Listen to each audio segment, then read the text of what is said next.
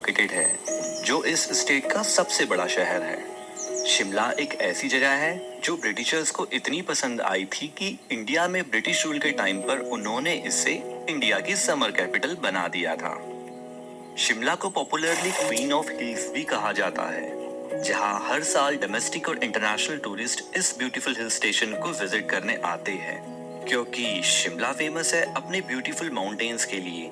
यहाँ के देवदार trees, colonial architectural buildings, amazing sunsets, temples, toy trains और यहाँ की स्नोफॉल शिमला को एक परफेक्ट टूरिस्ट डेस्टिनेशन बनाती है, जहाँ आप 2 से 3 दिन में शिमला को अच्छे से एक्सप्लोर कर सकते हैं। दोस्तों, इस वीडियो में मैं आपको बताऊंगा आप शिमला की ट्रिप कैसे प्लान कर सकते हैं, आपको यहाँ कब विजिट करना चाहिए, आप यहाँ कैसे पहुँच सकते हैं, कौन सा होटल बेस्ट है स्टे के लिए, शिमला में कौन कौन सी टूरिस्ट प्लेसेस है जो आपको जरूर विजिट करनी चाहिए और शिमला ट्रिप का टोटल बजट क्या रहेगा।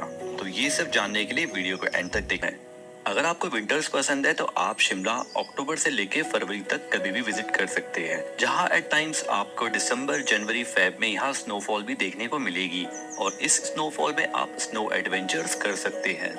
वही समर्स में चिलचिलाती गर्मी से छुटकारा पाने के लिए लोग अक्सर मार्च से लेके तो जून में शिमला विजिट करना पसंद करते हैं, जो शिमला का एक पीक सीजन भी रहता है, क्योंकि इस टाइम यहाँ का क्लाइमेट काफी प्लेजेंट रहता है। चलिए अब जानते हैं आप शिमला कैसे पहुंच सकते हैं। दोस्तों, शिमला बाय रोड, रेल और बाय फ्लाइट काफी आसानी से पहुंचा जा सकता है। फ्लाइट की बात करें तो शिमला में जुगाड़हट्टी एयरपोर्ट है, जो शिमला से 20 किलोमीटर की दूरी पर है। एयरपोर्ट का रनवे छोटा है और फ्लाइट लैंडिंग थोड़ी टफ रहती है। ये airport throughout the year functional नहीं रहता और यहाँ सिर्फ Delhi to Shimla Alliance Air की डेली 1 फ्लाइट आती है, so directly Shimla by flight आना थोड़ा। आप Radisson hotel Shimla, Toshali royal view, the Oberoi Cecil, hotel Willow Banks को ऑप्ट कर सकते हैं, जिसका कॉस्ट 5,000 से तो 15,000 तक के रह सकता है। वही मिड रेंज बजटेड होटल्स में आप hotel sunrise villa, the Apple blossom, hotel Roxy, hotel Himland east, hotel सुख सागर, इन बजटेड होटल को आप ऑप्ट कर सकते हैं, जिसका कॉस्ट 2 से तो 5,000 तक पर नाइट का रह सकता है और ये सभी होटल्स मॉल रोड के आसपास ही लोकेटेड हैं। अब जानते हैं शिमला में साइट सीइंग कैसे कर सकते हैं। साइट सीइंग करने के लिए आप यहाँ स्कूटी और बाइक रेंट पर ले सकते हैं, जिसका cost 700 to 1200 rupees per day रह सकता है। आपको यहाँ 4 व्हीलर भी रेंट पर मिल जाएगी, इसका कॉस्ट 2,000 से 4,000 पर डे का रह सकता है। हिल स्टेशन रहने के कारण शिमला में ऑटो नहीं चलती, तो यहाँ बाय बाइक और कैब हायर करके घूमना एक बेस्ट ऑप्शन है। शिमला में बस सर्विस भी अवेलेबल है, लेकिन मैं इसे रिकमेंड नहीं करूंगा क्योंकि इसकी फ्रीक्वेंसी काफी कम है और वेट टाइम ज्यादा होने के कारण आप अपना टाइम वेस्ट कर सकते हैं। दोस्तों, शिमला घूमने के लिए मेरा सजेशन है यहाँ पैकेज लेना ही बेस्ट है। मैंने मेरा awesome Himalayan tours and travel के थ्रू पैकेज लिया था, जो 2 नाइट्स एंड 3 डेज का था। मेरे पैकेज का कॉस्ट डबल शेयरिंग 25,000 रुपीज था। ये प्राइस सीजन के हिसाब से वेरी भी कर सकता है। इस पैकेज में मेरा चंडीगढ़ एयरपोर्ट से pick and drop, 2 night hotel stay, free breakfast and dinner और साइट सीइंग के लिए स्विफ्ट डिजायर कार अलॉटेड थी। Awesome Himalayan tour and travels का मेरा एक्सपीरियंस सच में काफी ऑसम रहा। अगर आप भी एक budgeted and best Shimla package देख रहे हैं तो आप awesome Himalayan tours and travels को ऑप्ट कर सकते हैं। बुकिंग्स के लिए आप इस दिए गए नंबर पर कांटेक्ट कर सकते हैं। तो चलिए दोस्तों, मेरे साथ घूमिए शिमला। डे 1 की शुरुआत आप तारा देवी टेम्पल से कर सकते हैं। ये मंदिर शिमला से 15 किलोमीटर की दूरी पर लोकेटेड है, जहाँ 30 से 40 मिनट में पहुंचा जा सकता है। तारा देवी टेम्पल शिमला में एक मोस्ट विजिटेड टेम्पल है, जो 7,200 फीट की ऊंचाई पर लोकेटेड है। मंदिर तक जाने के लिए रोड काफी स्टीप है और एरिया से आप यहाँ माता रानी के लिए चुनरी, पूजा और प्रसाद भी ले सकते हैं। मंदिर तक पहुंचने के लिए आपको 15 मिनट तक सीढ़ियां चढ़कर जाना होता है। इस मंदिर का निर्माण सेन वंश के राजाओं ने लगभग 1766 में करवाया था। कथाओं के अनुसार 250 साल पहले राजा भूपेंद्र सेन ने मंदिर बनवाया था, जब उन्हें माता का ध्यान हुआ, जिसमें देवी तारा ने उनसे वहां यह मंदिर स्थापित करने के लिए कहा, ताकि लोगों को उनका आशीर्वाद मिल सके। मान्यता के अनुसार राजा भूपेंद्र सेन ने तारा देवी की मूर्ति, जो मूल रूप से पश्चिम बंगाल की थी, और फिर बाद में मूर्ति को हिमाचल प्रदेश लाया गया। बाद में राजा बलबीर सेन को देवी तारा का ध्यान हुआ, जिसमें देवी ने पहाड़ की चोटी पर मंदिर स्थापित करने के लिए कहा और राजा ने वैसे ही किया और अष्ट धातु से बनी देवी की एक मूर्ति भी बनवाई जो 8 बहुमूल्य तत्वों का मिश्रण है। माना जाता है कि जो लोग अटूट श्रद्धा के साथ यहाँ आते हैं उनकी मनोकामनाएं देवी तारा जरूर पूरी करती है। मंदिर की वास्तुकला पहाड़ी शैली की है। प्रवेश द्वार पर लकड़ी का दरवाजा और मंदिर के चारों ओर लाल आध्यात्मिक झंडे भक्तों का मंदिर में स्वागत करते हैं। पूरे मंदिर में लकड़ी की कला का एक लघु चित्रण है जो भारतीय वास्तुकला को दर्शाता है। ये मंदिर सुबह 7 बजे से तो शाम के 6:30 बजे तक ओपन रहता है।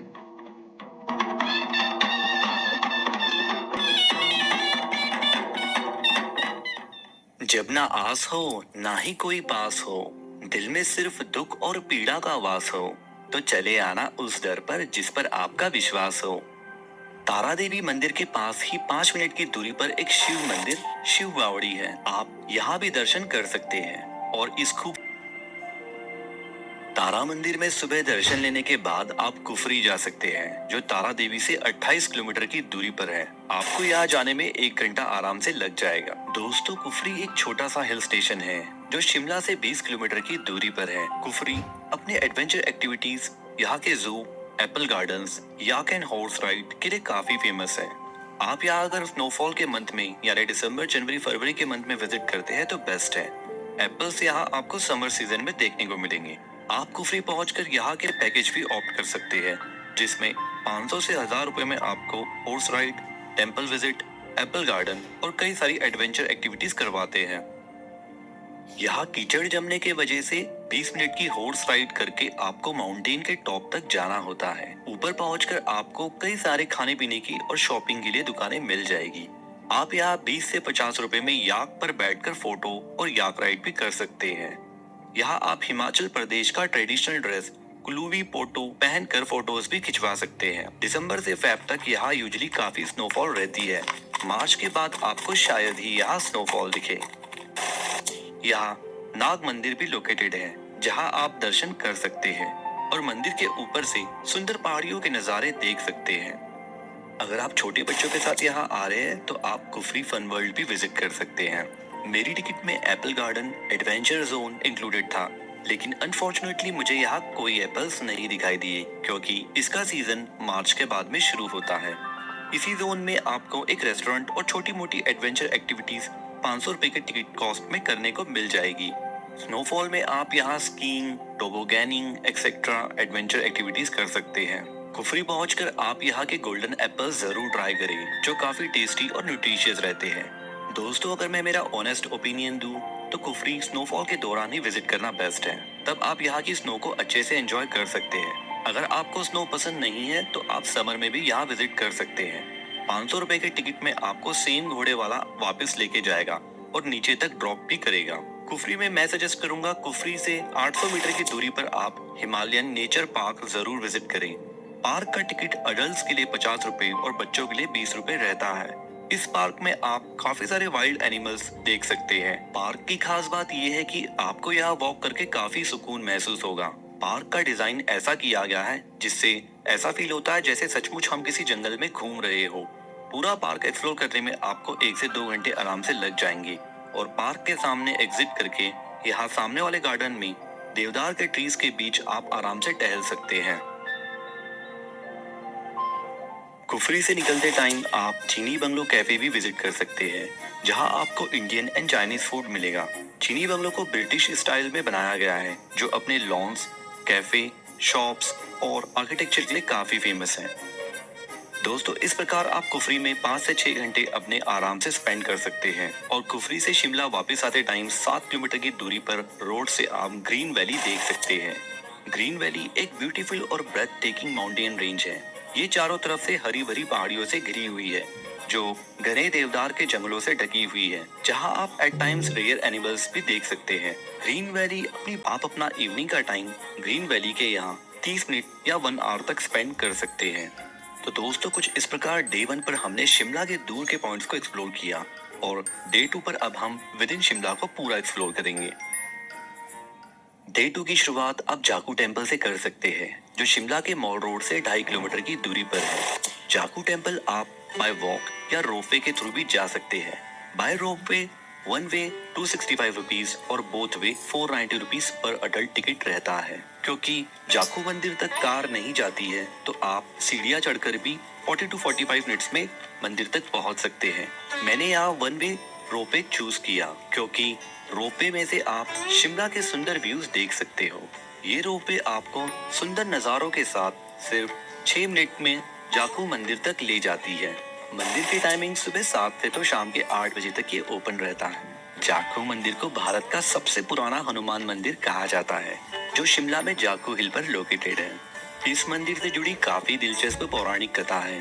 कहा जाता है कि रामायण के युद्ध के दौरान राम के छोटे भाई लक्ष्मण एक शक्तिशाली तीर से घायल और बेहोश हो गए थे, तो उन्हें बचाने के लिए सुखसेन नामक वेद ने भगवान राम से संजीवनी जड़ी बूटी लाने को कहा और भगवान राम ने हनुमान को हिमालय से जड़ी बूटी लाने का कार्यभार सौंपा। हिमालय की ओर जाते समय पहाड़ी की चोटी पर भगवान हनुमान की मुलाकात ऋषि याकू से हुई, जहाँ ऋषि ने उस जड़ी बूटी के बारे में काफी सारी जानकारी दी, जिससे हनुमान जी का जड़ी बूटी संबंधित संदेह दूर हो गया और उन्होंने ऋषि याकू को वादा किया कि वे लंका वापस जाने से पहले ऋषि याकू को मिलकर जाएंगे। लेकिन वापस जाते टाइम हनुमान जी को कालनेमी नामक राक्षस से लड़ना पड़ा, जिसने उन्हें बेवकूफ बनाने की कोशिश की, जिससे हनुमान जी का बहुत सारा मूल्यवान समय बर्बाद हो गया। समय पर लंका पहुंचने के लिए हनुमान जी ने ऋषि याकू को न मिलने का फैसला किया। जब भगवान हनुमान ऋषि को वापस न मिल पाए तो ऋषि याकू निराश हुए और उन्होंने हनुमान जी को स्वयं मिलकर वचन तोड़ने का कारण जानने का विचार किया। यह देख भगवान हनुमान की मूर्ति पहाड़ पर अपने आप प्रकट हो गई और इसीलिए याकू ऋषि ने भगवान हनुमान जी का यहाँ मंदिर बनवाया। यहाँ आज भी मंदिर में हनुमान जी के पैरों के निशान भी है और मंदिर के आसपास रहने वाले बंदर भगवान हनुमान के वंशज हैं। दुनिया भर में आज इस मंदिर को जाखू मंदिर के नाम से जाना जाता है। साल 2010 में इस मंदिर में भगवान हनुमान की 108 फीट ऊंची मूर्ति स्थापित की गई, जो आपको शिमला में एंट्री करते से दूर से ही नजर आ जाती है। इस मूर्ति को Guinness book of world record में tallest statue of Shri Hanuman in the world record का दर्जा भी दिया गया है।